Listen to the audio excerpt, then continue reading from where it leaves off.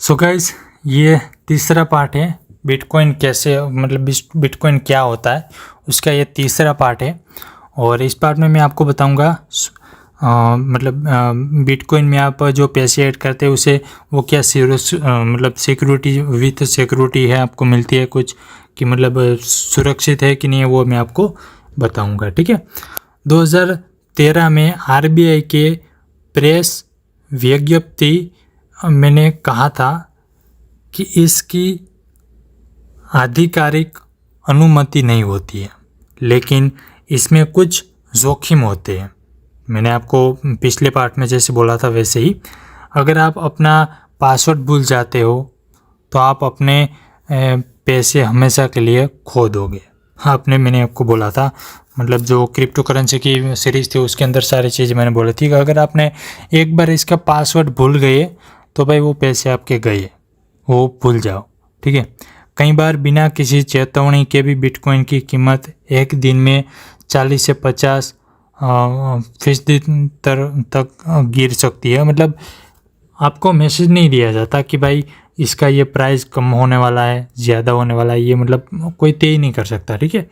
और एक दिन में 40% 50% भी, मान लो कि आज इसकी प्राइस 50 लाख है तो कल ये 25 लाख भी हो सकती है, 20 लाख भी हो सकती है, 5 लाख भी हो सकती है। ठीक है।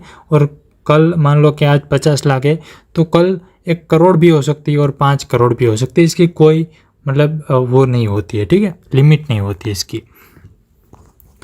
अभी मैं आपको यहाँ पर बताने वाला हूँ बिटकॉइन का रेट क्या होता है। वर्तमान में एक बिटकॉइन की कीमत भारत के रुपीज़ में 32.81 लाख रुपीज़ है। ठीक है, 32.81 लाख रुपीज़ है। इसका अथॉरिटी पर कोई कंट्रोल नहीं होता, इसलिए मार्केट के हिसाब से लगभग रोज़ इसके दाम बढ़ते घटते रहते हैं। जैसे मैंने आपको अभी बताया, इसके प्राइस वगैरह वो बढ़ते रहते हैं और घटते भी रहते हैं। ठीक है। अभी मैं आपको बताऊंगा कि नहीं, यहाँ पर मैं एक काम करता हूँ, बिटकॉइन के लाभ जो है और नुकसान क्या है वो मैं आपको अगली वीडियो में बताऊंगा। यहाँ पर मैं आपको कुछ और बताता हूँ जो अच्छा है। ठीक है। तो ये 3 पार्ट में हमने क्या जाना वो मैं आपको बताता हूँ। मैंने आपको यहाँ पर बिटकॉइन के कुछ प्रकार बताए, जैसे कि इथर और Ethereum, Litecoin, dash, Z cash, और फिर मैंने आपको बताया बिटकॉइन कैसे प्रोड्यूस करता है। ठीक है, वो सारी चीज़ मैंने आपको बता दी। बिटकॉइन का उपयोग क्या है वो मैंने आपको बता दिया। बिटकॉइन में आप व्यापार कैसे कर सकते हैं वो मैंने आपको भी बता दिया। और उसके बाद मैंने बताया बिटकॉइन का आप उपयोग एक्सचेंज है, मतलब क्या है वो मैंने आपको वो भी बता दिया है। ठीक है। और उसके बाद बताया दिया कि मतलब जो बिटकॉइन है वो मतलब सुरक्षित है कि मतलब क्या है, उसमें आपको सिक्योरिटी मिलती है, क्या होता है। जैसे मैंने आपको पिछली सीरीज में बताया था कि भाई अगर इसमें आप एक बार पासवर्ड वगैरह भूल जाते हैं तो भाई आप अपने पैसे खो दोगे। जितने भी, मान लो कि आपके पास करोड़ों रुपए का बिटकॉइन है, फिर भी आपने जो पासवर्ड दिया वो पासवर्ड आप भूल जाते हो तो उसको आप भूल जाओ।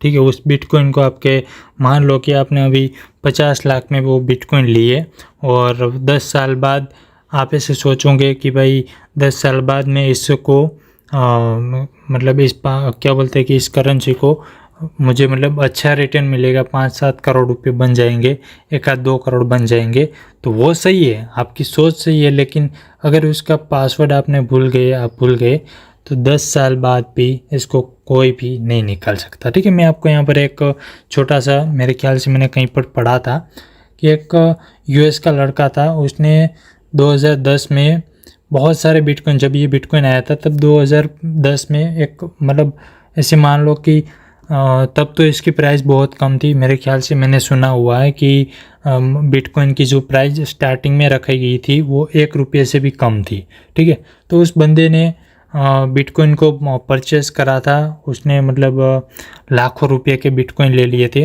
अभी के टाइम के उस बिटकॉइन की मैं आपको कीमत बताऊँ तो भाई अरबों रुपये में, करोड़ों रुपये में है। ठीक है, अरबों करोड़ों रुपये भी कम है मेरे ख्याल से।